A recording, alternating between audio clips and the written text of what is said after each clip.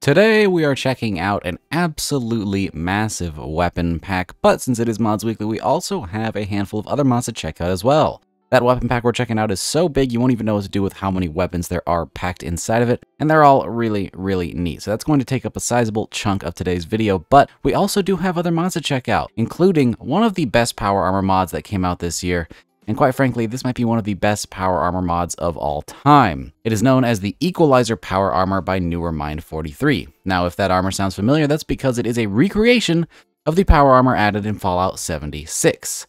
And even though this is a recreation, it honestly looks better than the Fallout 76 version in my opinion. It has super high quality models and textures, including a bunch of additional textures that you can throw on over at the power armor workbench, so you can throw on some extra skins. But honestly, the basic skin for the Enclave looks pretty cool already. Nyvertx is known for making some pretty incredible power armors, and this one is no different. Matter of fact, this is one of the highest tier power armors they have made, period.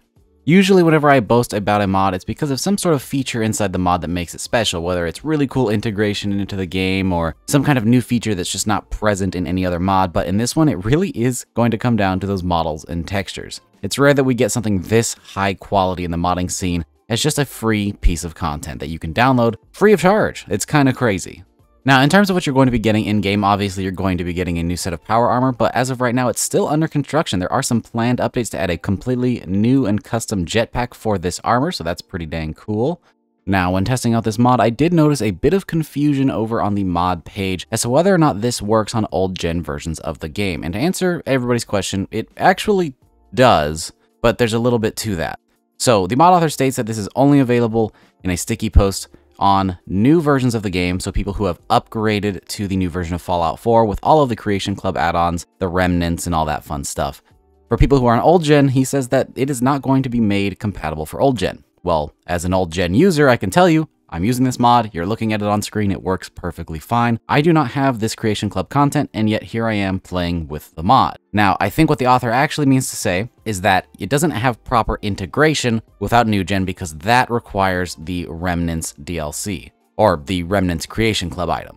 Now, it doesn't actually require it in the way that other mods might because it doesn't use any assets from that mod. If you don't have that Creation Club content, it will still be added to your game. You can still spawn in the armor, which is of course what I did here for the purpose of a review. However, if you want to find this armor, the way that it is integrated is it is added to one of the locations of the camps for the Enclave in the Remnants Creation Club content. So if you're not using that, it's not going to spawn where it's supposed to spawn. So if you're like me and you don't have any of the new gen stuff, it's not going to spawn there because it doesn't exist. There is no camp there for it to spawn at. But you can still spawn in the armor. So if you want a really cool armor for your character, it's not too bad to have to spawn that in. And who knows, you could even maybe make a personal patch or try to get permission to make an official patch to have it spawn somewhere else for old gen users. Now, for people who are on new gen, it should just spawn there with the remnants. I cannot actually test that myself as I do not have this game upgraded and I do not have that content. But I have noticed quite a few people saying in the posts of this mod that even those people who are on new gen can't seem to find it either. So this might be a armor set that you have to spawn in. It's not advertised as such, but it also doesn't really mention much on the mod page. It just has an image of the location, but the image on the Nexus page is broken because for some reason Nexus and their images are always a little funky. But as of right now, just assume you have to spawn this thing in. There is no way to craft it. There is no way to add it to the leveled list unless you were to do that yourself. It is something that is supposed to be found at a specific location, and that seems to be a little bit buggy depending on who you are and what your game looks like. So keep that in mind when you're downloading this thing. All of that part aside, it's a truly fantastic power armor. It is worth looking over any of that. If you want perfect integration, wait for a patch or make one yourself, because honestly, this armor is incredible. If you're a power armor user, this is something I could not recommend enough. Now then, onto the star of today's show, we are checking out the Wasteland Weaponry, a best of pack by CSEPteam, otherwise known as Pig, as well as all of the other people who contributed to this pack. This is a massive amount of weapons, all of which have the intention of having a scrappy, wastelandy feel. If you're a fan of the idea of the pipe gun, something that is completely scrappy and makeshift, then you're going to like this pack because there's going to be a ton of weapons added that all have that aesthetic in mind. Obviously, the pipe gun itself is a little bit much, leaves a lot to be desired, but this mod could sort of fill that gaps. There's not going to be just one makeshift weapon that everybody seems to have their hands on. There's going to be tons of these things filling all kinds of interesting and niche roles. That's going to include different SMGs, pistols, rifles, shotguns, gigantic energy weapons, heavy ballistic weapons, and everything in between. This mod has everything you could possibly need. Every single one of these weapons is going to be integrated into the level list, so you'll be able to find them out in the world. They're all complete with different attachments, so it's not going to be just a bunch of weapons, but they're just weapons, because all of these are going to be from past mods that Pig has made. So each of these had the time and care put into an individual weapon mod, and they have been combined into one gigantic pack. There are 15 total weapons in this mod, and I guess the best way to go about all of this is honestly to just talk about each one of these weapons, what it does, and where to find it, because there's a lot to cover here. One of the best weapons in this pack, in my opinion, is known as the Wasteland Chain Gun, a Raider heavy weapon featuring an entire engine block on this thing that actually rattles while you hold it. Makes quite a bit of noise while you're holding it, but that's kind of part of the weapon. Some people have complained that it's a bit loud, but honestly, I think that's what gives it a lot of character, that this thing is functional and moving, sort of like the junk jet is in the vanilla game. This thing is going to shoot faster the longer you hold the trigger, so as you hold it down, it's going to shoot faster, sort of like the base minigun. And if you want to get your hands on this thing, you can find it on Raiders and Super Mutants after level 10. Another weapon is known as the Scrap Battle Rifle, sort of a mishmash of hunting rifle parts using M1 Garand animation, so it is going to be clip-fed through the top of the weapon. That is pretty dang cool. It's a semi-auto early game rifle, unlike that of the combat rifle, and like I said before, it is heavily inspired by the M1 Garand, but with a pretty different aesthetic, with some really fun junk added onto the backside of this thing that makes it look like a converted hunting rifle to be semi-automatic. I think that's such a cool idea. This one can be found on Raiders and, of course, Minutemen after level 8. One of my favorite weapons in here is known as the Tinkerer's Caster, a heavy plasma gun that I actually worked on a little bit. This is going to be an underslung heavy plasma cannon with a handful of different attachments that change the way this thing functions, one of which is sort of a grenade launcher. You can even have it as a heavy plasma flamer. Really, really cool. This one can be found on Gunners and the Brotherhood of Steel at level 16. Then we have another one of my favorites, the Tinkerer's Tesla Cannon. If you're familiar with the Tesla Cannon from past Fallout games, this is going to be a new adaptation of that, but with a makeshift aesthetic, allowing you to jam fusion cores into this thing using the missile launcher reload, and it's going to have a huge amount of damage output.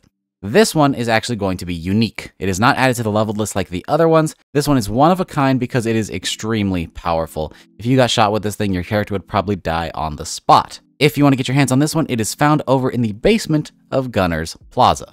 We also have a bit of a smaller weapon than that, the Restored Revolver, a scrap-made revolver with a ton of customization options, including custom cylinders that will change in size depending on which caliber you want to include, which includes some pretty heavy calibers, because in the vanilla game, we only really have the pipe revolver as well as the 44 revolver. This one's going to give you a bit more option to throw out different ammo types, and it can be found after level 5 on Raiders and Minutemen. Another one of my favorites, known as the Raider Boomstick, is a semi-auto tube-fed shotgun. Sort of reminds me of the Shorgan Inertia. I'm probably pronouncing that wrong, but it has that sort of aesthetic. It is going to be tube-fed while remaining semi-auto, a pretty interesting form factor, especially for a scrappy sort of shotgun. It is really held by duct tape and screws, but it looks really cool, and it's completely open design. It's not all closed up by a receiver. You can actually see all of the moving parts, which makes this one of my favorites. This one spawns on Raiders as well as Gunners after level 8. We have the homemade self-loading rifle, a scrappy 5mm assault rifle, which is going to be a pretty interesting one. It's mostly just a block of metal, but it's sort of what I think the pipe gun should have been. Just a huge block of metal that was made to fire, but that's about it. It's not really known for its aesthetic, but it is definitely functional. You can find this one on Raiders and Minutemen after level 8.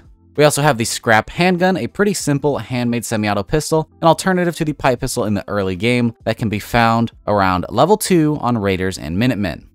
Then we have the Radium Pistol, a conversion to the Deliverer that will allow you to get a little bit of gamma damage out of this thing, which can be found on level 10 at the Children of Atom, and of course you can find them over in Far Harbor as well on the same Children of Atom. The Wasteland Flamethrower is a super cool weapon added with this, as opposed to an underslung design like the Flamer. This one is actually held in your hands, making use of the cryolator animations. This thing is going to spew out flames at some pretty insane levels. It does a lot of damage. You can find this thing after level 8 on Raider bosses or anywhere that you might find a Flamer. The Makeshift Revolving Shotgun is a pretty interesting one. It's a semi-auto shotgun using a drum. The idea is that the drum is supposed to rotate as you fire, but sadly that is not something that is really possible to be done on the animation set that it uses, which is the SMG animation set. It's supposed to take some sort of inspiration, I think, from the Halo Bulldog with the revolving drum, or maybe something like that of a striker, but it is going to be semi-auto, which makes it pretty unique while still maintaining a scrappy design. If you want to get your hands on this one, it'll spawn after level 6 on Raiders and Minutemen. The handmade bullpup is going to be a bullpup version of the handmade assault rifle from Nuka World, essentially just a bullpup AK that can be found after level 15 on Raiders, and you can also find it on the Nuka World Raiders additionally. The Makeshift nail gun is going to be a big industrial nail gun that shoots out the railway spikes, doing some incredible damage. That one is a really, really cool one. It has the same effects that a railway rifle would have, but in a nice, more compact package with a bit better reload speed. If you want to get your hands on this fella, you can find it on Raider bosses, as well as railroad agents after level 8. The Tinkerer's Ray Gun, one of Pig's probably best mods ever, is also included in this pack. It is going to be a makeshift laser pistol or rifle, making use of the pipe revolver animations. It's a really, really cool one. Those animations are modified to fit this weapon a bit better, and this thing's super cool. You pop a hull fusion cell in there, and it works as a really awesome early game laser weapon. This thing will start spawning on level 4 on Raiders and Minutemen, adding some interesting energy weapons to your early game that you don't really have access to in the vanilla game. There's also a unique version of the Tinkerer's Ray Gun included in this mod known as Early Retirement. Once again, this is a unique with its own special effect, and you can find that over at the Mass Fusion Containment Shed, just like it was in the original mod. That is every single weapon in this pack. I know that is quite a bit of them. I'm going to take up a huge part of this video, but it is really worth it. This pack is fantastic. So if you want to check it out, I highly recommend it. It is wonderful. Go ahead and consider checking that out in the link down in the description below. Now then, let's go ahead and try to blow through the last couple mods here. We have the Self-Loading Rifle, a new mod by manlethamlet. Now this is not a username that I recognize, but apparently they have been doing some interesting custom weapon mods here and there. This one is going to make heavy use of the combat rifle animations. You'll notice the profile of this weapon in general sort of looks like a combat rifle, but it's a bit more unique than that. It has a lever on the back, implying that it is lever action, though it does have access to magazines, even a drum mag. Has a pretty lengthy barrel and overall cool design. I really like the inspiration for the sights and the barrels here. It almost looks like it maybe comes from a Russian descent, sort of like a PPSH vibe, but not in the same way that the combat rifle is. Don't really know how to explain that, but just looking at this thing, it feels that sort of area of the world in terms of weapon creation. Now, the lever action is an interesting choice because it doesn't actually work with the animation set. It does use combat rifle animations or any replacers that you use for them. And it's not going to actually move that lever, but it's off screen, so you could imply that it is happening at a very quick pace, even though this weapon is fully automatic. That part's a bit weird, if I'm being honest. The other thing that is a bit strange is that the ejection port is on the top of this weapon, and because of that, the shells are actually flying out to the right. Now that is something that can be altered. It's something that you just kind of learn as you play with the NIFs. You can move that ejection port to be where the new modeled ejection port is, but in this case, it just isn't. And there is no charging handle, because again, I think it's implied that you're using the lever as the charging handle. This thing might be semi-automatic, and then when it's time to actually rack this thing, you flip the lever. But again, that's not shown on the animations. You're going to go and pull a charging handle that is not there, which is a bit of a shame. But if this thing ever gets custom animations, it would elevate this mod from like a 6 to almost a 10. This thing is crazy. The only thing that this thing is lacking for me personally is that it's missing quite a bit of attachments. There's not really any optic options. There are a handful of barrels, but they don't change the weapon physically. They are pretty much all the same. Same goes for the stocks. But there are a good bit of magazines that you can choose from, so that's nice at least.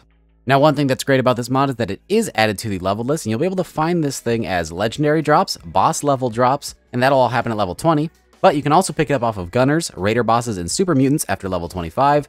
You can purchase it from vendors at level 30, and you can find it on Minutemen at level 40. Additionally, there is one unique variant of this weapon that can be found in one of the big banks over in Boston.